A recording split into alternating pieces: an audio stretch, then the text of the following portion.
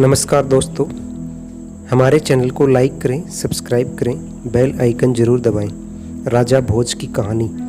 एक बार राजा भोज की सभा में एक व्यापारी ने प्रवेश किया। राजा भोज की दृष्टि उस पर पड़ी तो उसे देखते ही अचानक उनके मन में विचार आया कि कुछ ऐसा किया जाए ताकि इस व्यापारी की सारी संपत्ति छीनकर राजकोष में जमा कर दी जाए। व्यापारी जब तक वहाँ रहा, भोज का मन रह रहकर उसकी संपत्ति को हड़प लेने का करता रहा। कुछ देर बाद व्यापारी चला गया। उसके जाने के बाद राजा को अपने राज्य के ही एक निवासी के लिए आए ऐसे विचारों के लिए बड़ा खेद होने लगा।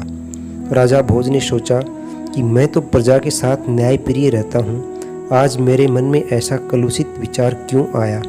उन्होंने अपने मंत्री से सारी बात बताकर क्षमादान पूछा। मंत्री ने कहा, इसका उत्तर देने के लिए आप मुझे कुछ समय दें। राजा मान गए। मंत्री विलक्षण बुद्धि का था। वह इधर उधर के सोच विचार में समय न खोकर सीधा व्यापारी से मंत्री गांठने पहुंचा। व्यापारी से मित्रता करने के बाद उसने पूछा, मित्र तुम चिंतित क्यों हो? भारी मुनाफे वाले चंदन का व्यापार करते हो, फिर चिंता कैसी? व्यापारी बोला, मेरे पास उत्तम कोटि के चंदन का बड़ा भंडार जमा हो गया है। चंदन से भरी गाड़ियां लेकर अनेक शहरों के चक्कर लगाए पर नहीं बिक रहा है। बहुत धन इसमें फंस पड़ा है। अब नुकसान से बचने का कोई उपाय नहीं है। व्यापारी की बातें सुनकर मंत्री ने पूछा, क्या हानि से बचने का कोई उपाय नहीं? व्यापारी हंसकर कहने लगा, अगर राजा भोज की मृत्यु हो जाए तो उनके दाह संस्कार के लिए सारा चंदन बिक सकता है। अब तो यही अंतिम मार्ग दिखता है।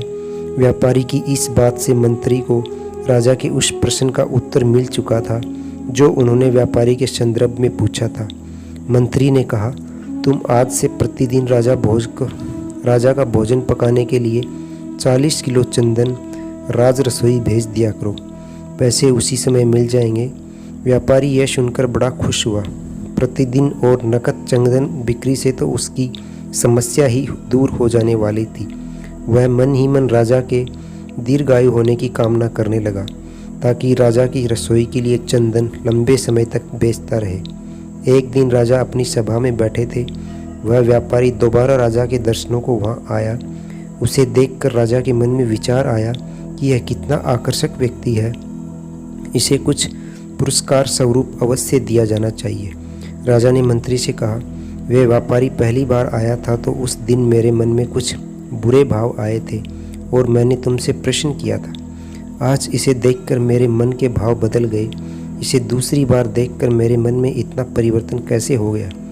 मंत्री ने उत्तर देते हुए कहा, महाराज मैं आपके दोनों ही प्रश्नों का उत्तर आज दे रहा हूँ। यह जब पहली बार आया था तब यह आपकी मृत्यु की कामना रखता था, अब यह आपके लंबे जीवन की कामना करता रहता है। इसलिए आपके मन में इसके प्रति दो तरह की भावनाओं ने जन्म लिया है। जैसी भावना अपनी होती है वैसा ही प्रतिबिंब दूसरे के मन पर पड़ने लगता है। यह एक मनोवैज्ञानिक सत्य है। हम किसी व्यक्ति का मूल्यांकन कर रहे होते हैं तो उसके मन में उपजते भावों का उस मूल्यांकन पर गहरा प्रभाव पड़ता है। इस कहानी से यही शिक्षा मिलती है, जब भी किसी से मिलें तो एक सकारात्मक सोच के साथ ही मिलें ताकि आपके शरीर से सकारात्मक ऊर्जा निकले और वह व्यक्ति उस सकारात्मक ऊर्जा से प्रभावित होकर आसानी से आपके पक्ष में विचार करने के लिए प्रेरित हो सके, क्योंकि जैसी दृष्टि होगी वैसी सृष्टि होगी। दोस्तों, कहानी यहीं समाप्त होती है। चैनल को लाइक करें, शेयर करें, सब्सक्राइब करें और बेल आइकन ज़रूर दबाएं। धन्यवाद।